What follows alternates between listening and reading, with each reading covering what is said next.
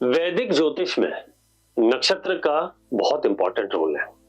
जैसे वैदिक ज्योतिष में पंचांग ज्योतिष की आत्मा कहा जाता है, उसी तरीके से वैदिक ज्योतिष में नक्षत्रों को बोन्स या ब्लड कहा जाता है। ये इतना इंपॉर्टेंट है।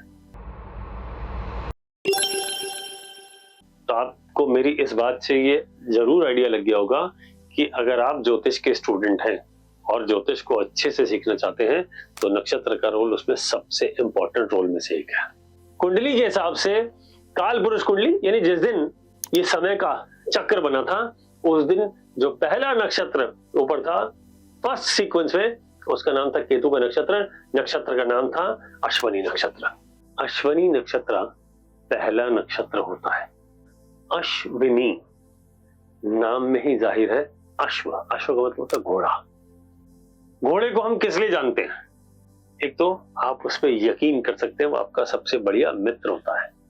एनिमल होते हुए भी इंसान का बहुत अच्छा मित्र होता है। उसकी स्पीड फास्टेस्ट होती है और वो बैठता नहीं, हमेशा खड़ा रहता है। इसका मतलब अगर अश्वनी नक्षत्र जहां पड़ा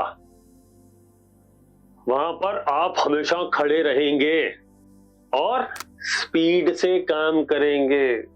लेकिन ध्यान रखना, घोड़ा अगर नॉर्मली तो अग्रेसिव होता ही है, लेकिन अगर वो आउट ऑफ कंट्रोल हो गया तो वो अटैक करता है, वो फास्टेस्ट होता है और वो जिद्दी भी होता है।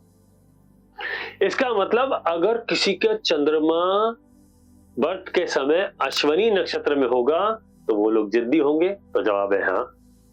वो लोग जल्दी जल्दी काम करते होंगे, तो जवाब है हाँ। वो हमेशा स्टैंडिंग पोजीशन में रहेंगे, means ready to work, answer is yes. तो अगर आपकी कुंडली में चंद्रमा अश्वनी में है तो ये सारे फीचर किसके साथ हैं? बोले आपके साथ।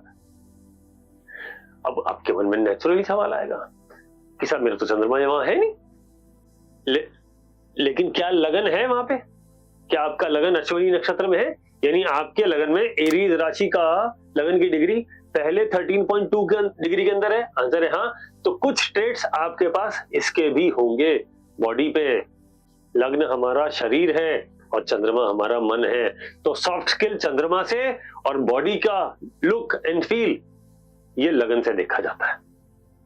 अब आप कहेंगे साहब ना तो मेरा चंद्रमा है ना मेरा ये, तो एक एग्जांपल ले लेते हैं। मान लीजिए आपका मंगल, अब हम बात कर रहे हैं, ये तो हमने बात करी पहले लगन की, हमने बात करी चंद्रमा की, हो सकता है कोई और प्लेनेट हो।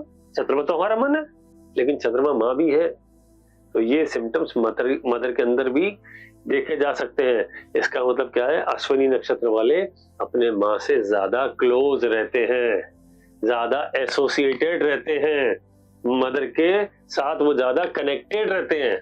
ये उसका फीचर है। आप कहना साहब ना मेरा चंद्रमा है, तो कोई और प्लेनेट होगा। अगर कोई और प्लेनेट अश्वनी नक्षत्र में, मान लीजिए मंगल है, तो आपका भाई अग्रेसिव होगा, आपका भाई हमेशा मूवमेंट में रहेगा। अच्छा, अश्वनी नक्षत्र देवताओं के ये कौन है? वैद। तो इनको मेडिसिन लाइन में बड़ा इंटरेस्ट आता है, तो ये अच्छे मेडिकल लाइन के प्रोफेशन के लोग भी हो सकते हैं। अगर वो ना भी हुए तो इनको दवाइयों के बारे में जानकारी रखने का शौक या आदत होती है। ये एक और सीक्रेट है। लेकिन अगर अश्वनी नक्षत्र यही ना लगन में है ना चंद्रमा में है, और हो सकता है कोई प्लैनेट भी ना हो, तो जिस घर में है, मान लीजिए आपके करियर के घर में है, तो अपने करियर में ये ट्रैवल का काम, घूमने फिरने का काम, यानी ऑफिस के टूर पे बाहर जाना है। मेरे पास मल्टीपल ऑफिसेज हैं, मैं वहां घूमता रहता हूँ। अगर मैं बिजनेस में हूँ तो मेरा एक ऑफिस हो सकता है दिल्ली में, दूसरा बेंगलोर में, तीसरा चेन्नई में, चौथा कोलकाता में, पांचवा दुनिया के किसी और कोने में। तो मुझे ट्रैवल करते रहना पड़ सकता है, या मैं ट्रैवलिंग का ही काम करता हूँ। तो आपको अगर हर प्लेनेट के सिग्निफिकेशन पता है, उस प्लेनेट का सिग्निफिकेशन इस नक्षत्र पे मैप कर लीजिए, दोनों को मिलाइए और प्रेडिक्शन दे दीजिए। कभी गलत नहीं होगा, हमेशा सही होगा। ये ब्यूटी है नक्षत्र की, उसका नेचर वैसा ही होने वाला है। अगर प्लेनेट नहीं है तो अश्विनी नक्षत्र यानी एरीज राशि में, एरीज राशि कुंडली में जहां पड़ी वही होगा।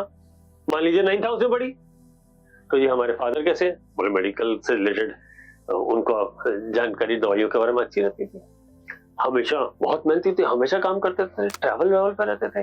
वो अपनी मम्मी से यानी आपकी दादी माँ से ज्यादा कनेक्टेड थे, और दादी ने अपनी उनकी जिंदगी में बड़ा रोल प्ले किया। अश्वनी है, स्टार्ट हो रहा है, तो दादी ने खुद स्टार्ट कराया। बोले किसको? बोले पिताजी को। अगर लगन में है तो माँ ने खुद स्टार्ट कराया। किसको? बोले हमको। तो ये बातें आपको समझनी होंगी। ये छोटे छोटे सीक्रेट्स हैं, ऐसे हजारों सीक्रेट है, लेकिन आप सीक्रेट समझ लीजिए, इन्हीं सीक्रेट्स को लगाइए और आनंद लीजिए ज्योतिष का। क्या जबरदस्त सब्जेक्ट है। हमको लगता है मैंने ये किया, इसने ये किया, उसने कुछ नहीं किया।